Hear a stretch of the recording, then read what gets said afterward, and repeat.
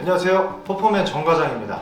자, 오늘은 이제 저희가 2026년이 됐습니다. 저희 회사도 2025년이 끝나고 2026년이 되면서 작년도 성과를 좀 요약하면서 좀 아쉬웠던 점이 뭔지, 그리고 잘 됐었던 부분들은 뭔지를 좀 분석을 하고 있어요. 그러느라 지금 다들 정신이 없는데, 저희가 오늘은 이렇게 하루하루 바쁘게 지나가다 보니까 좀 생각을 못하고 넘어가는 부분들이 있어서 인간 광고 성과를 좀 리뷰하는, 다시 분석해보는 그런 것들로 좀 내용을 구성을 해봤어요.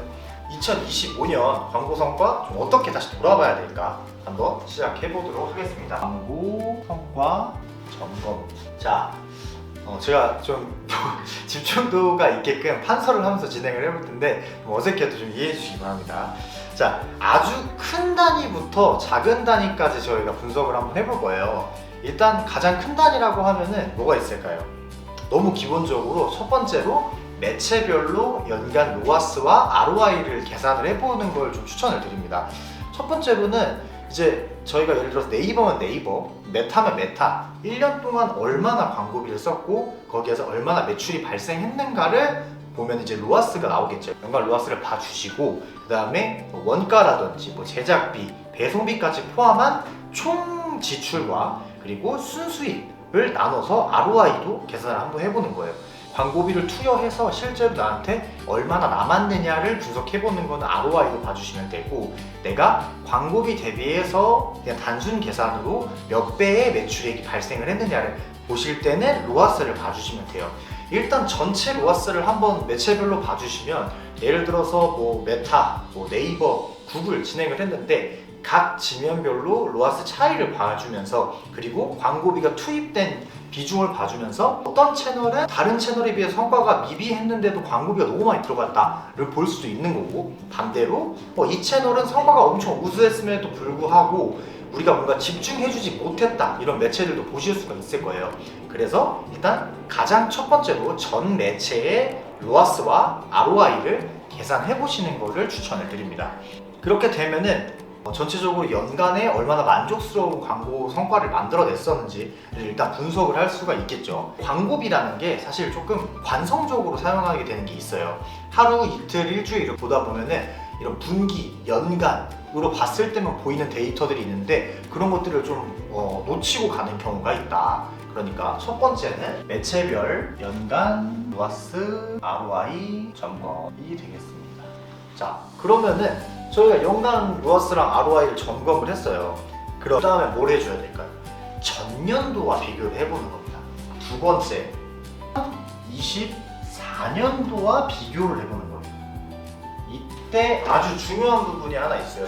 이제 연간으로 로아스만 비교를 하게 되면은 예를 들어 2024년도에 로아스가 300%였고 2025년도에 로아스가 280%였다. 그러면 20% 하락했네? 라고 생각을 할 수가 있는데, 여러분들 잘 생각해야 되는 게 지금 시간이 진행이 될수록 입찰 경쟁이 굉장히 심해지고 있잖아요. 그렇다 보니까 여기에서는 CPM과 CPC를 분명히 봐주셔야 됩니다. CPM 그리고 CPC를 같이 점검을 해주셔야 됩니다. 왜 그러냐? 예를 들어서 24년도에는 1000만 원을 쓰면은 1000명한테 보여줄 수 있었다라고 했을 때 2025년도에는 1000만 원을 써도 800명한테밖에 못 보여줘요. 그러니까 단순히 우리가 클릭을 했을 때 전환되는 성과는 오히려 올랐을 수 있는데, 노출되는 데의 비용과 클릭되는 데 비용이 올라가게 되면은 단순히 그 유입수와 전환수가 줄어들기 때문에 전체 성과가 하락할 수 있다는 거예요. 근데 이 부분을 확인을 안 한 상태에서 단순히 그냥 24년도엔 로아스가 몇 %였어, 25년도에는 그만큼 오르지 못했어, 이렇게 판단을 하시게 되면은 저희가 지금 내가 운영하고 있는 이 브랜드의 카테고리가 뭔가 점점 더 입찰 경쟁이 심각해지고 있구나, 내가 이미 아무리 광고비를 많이 써도 더 이상 성과를 개선할 수 없는 포인트에 도달했구나, 이런 것들을 놓치고 갈 수 있단 말이에요.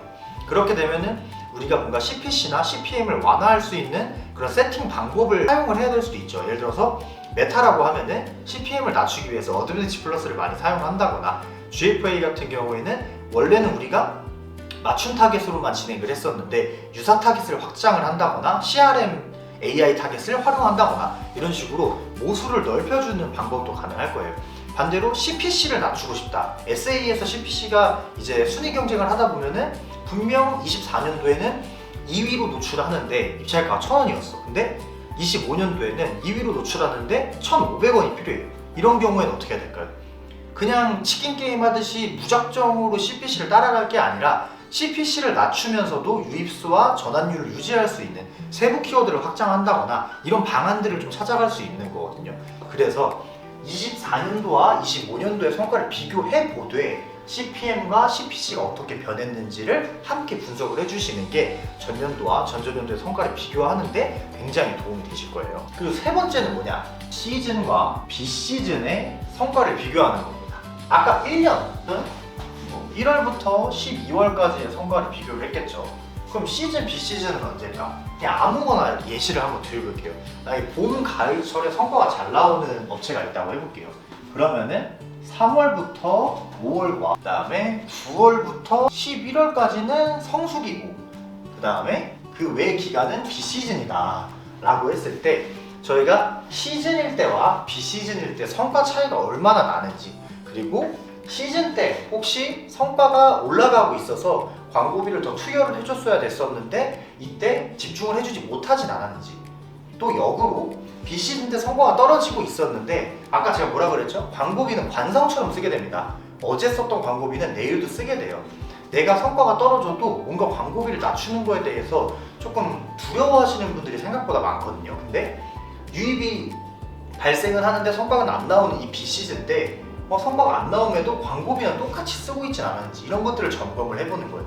그래서 26년도에는 내가 시즌 때는 광고비를 더 투여해 준다거나 또는 시즌 때는 어차피 성과가 잘 나오니 광고비를 쓰지 않아도 된다거나 비시즌 때 광고비를 줄여야 된다거나 또는 이 시즌 때는 어차피 클릭을 해도 판매가 많이 나오지 않으니 이때는 오히려 브랜딩의 목적을 두고서 CPC나 CPM이 낮은 메타나 구글, 틱톡 같은 채널들에 집중을 해서 노출하는 건 어떨지 이런 전략들을 세워보는데 도움이 되실 거예요. 지금 연간 그리고 전년도와 비교 그리고 시즌과 비시즌 이것들은 거의 데이터에 대한 점검이기 때문에 누구나 할 수 있고 필수적으로 해주실 수 있는 부분이기 때문에 꼭 진행해 보시기 바랄게요.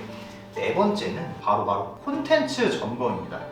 제가 악필이라서 이해를 좀 부탁드리겠습니다. 연간 콘텐츠 점검인데 콘텐츠 점검이 뭐냐? 저희가 연간에 광고를 통해서든 또는 SNS 채널이든 블로그를 통해서든 저희가 등록했었던 콘텐츠의 반응을 전체적으로 한번 점검을 해주는 거예요. 어떤 식으로 점검을 할 거냐? 광고 같은 경우에는 광고 성과에서 소비자들의 반응을 볼 수 있는 게 뭐가 있을까요? 클릭률과 전환율이 있어요. 이 콘텐츠로 인해서 클릭을 이뤄진 분들이 얼마나 구매까지 잘 이뤄졌느냐 또는 눈에 보여졌을 때 그냥 지나치지 못하고 클릭을 했느냐를 저희가 봄으로써 이 콘텐츠는 좋은 콘텐츠였다, 소비자들에게 반응을 불러일으킬 수 있는 콘텐츠였다를 보시는 거고, 포스팅에서 성과를 확인하시는 방법은 굉장히 단순합니다. 좋아요나 댓글, 공유하기 버튼을 눌렀었던 고객들의 이런 상호작용을 봐주시면 됩니다. 그렇게 되면은 저 같은 경우에는 연간에 발행했던 콘텐츠를 전체를 쭉 봤을 때 내림차순으로 가장 성과가 우수했던 것부터 쭉 나열해서 확인을 해요.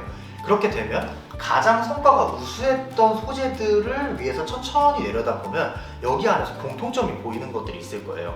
예를 들어서 조금 어떤 특정 카피를 활용했을 때 성과가 잘 나온다거나 아니면 특정 색상을 활용했을 때 성과가 잘 나온다거나 또는 특정 소구점을 강조했을 때 성과가 잘 나온다거나 아니면 모델을 활용해서 콘텐츠를 많이 찍을 때는 이 모델들의 공통점이 있는 경우도 있어요. 제가 이제 데이팅 앱을 관리했던 업체를 예시로 들면은 후킹성을 생각을 해서 조금 약간 섹시한 이미지의 여성들의 콘텐츠를 많이 활용하고 싶어 했어요. 하지만 오히려 이 플랫폼 자체가 결혼까지도 약간 염두에 두는 그런 이성을 찾는 그런 앱이었다 보니까 오히려 좀 청순하고 굉장히 단아한 이미지의 여성분들이 모델인 콘텐츠가 클릭률도 굉장히 높고 가입 전환율도 굉장히 높았단 말이에요. 이런 공통점들을 찾아갈 수가 있어요. 그럼 반대로 말하면은 성과가 낮았던 것들부터 오름차순으로 정리를 해보면 여기서도 특징이 또 보입니다. 우리가 뭔가 콘텐츠를 만들 때는 뭔가 우리의 니즈가 있었을 거예요. 이런 느낌을 주고 싶어, 이런 이미지를 주고 싶어 라는 것들이 있었을 텐데 그게 소비자들에게는 반응을 이끌어내지 못했다는 거죠. 그래서 우리가 열심히 발행을 해봤지만 1년 동안 열심히 이런저런 콘텐츠를 발행을 해봤지만 실제로 소비자들이 반응하는 콘텐츠는 이런 거였어, 그리고 이런 특징이 있었어를 보시게 되면 26년도에 조금 더 어떤 콘텐츠에 집중을 할지, 또는 우리가 하고자 하는 어떤 메시지가 있었는데 그걸 제대로 전달하지 못했던 콘텐츠를 어딘가를 보완해 볼지, 이런 것들을 좀 점검하실 수 있단 말이에요.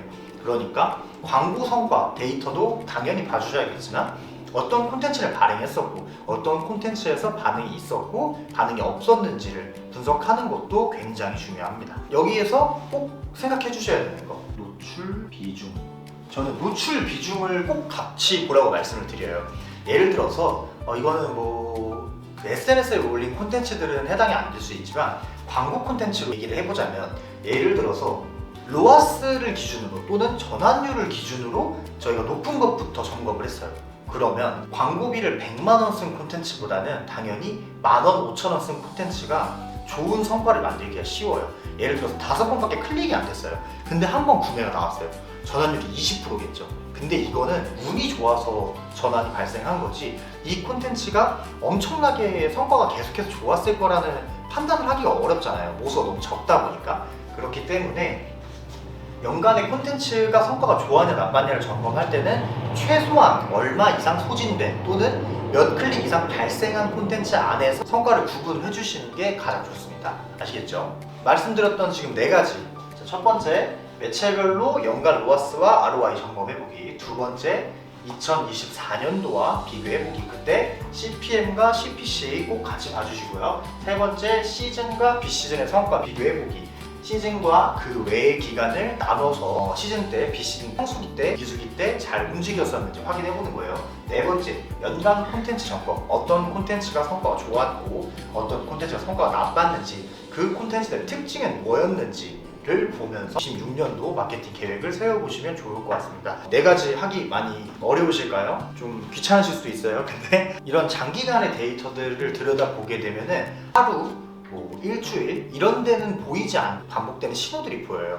그런 것들을 저희가 캐치해냈을 때 조금 더 성과가 개선이 되는 거기 때문에, 저 같은 경우에는 주간, 월간뿐 아니라 분기, 반기, 연간 데이터들도 꼭 주기적으로 체크해 주시길 제가 추천을 드립니다. 그러니까 반드시 내부에 계신 마케터 분이나 또는 지금 맡기고 있는 광고 대행사에 요청을 해주시고, 혹시 2025년도에 광고가 조금 만족스럽지 못했다라고 하면은 연락을 주세요. 연락을 주시면 브랜드한테 가장 알맞는 경험이 있는 그런 능력이 있는 마케터를 배정해서 점검을 받아볼 수 있도록 도와드리도록 하겠습니다.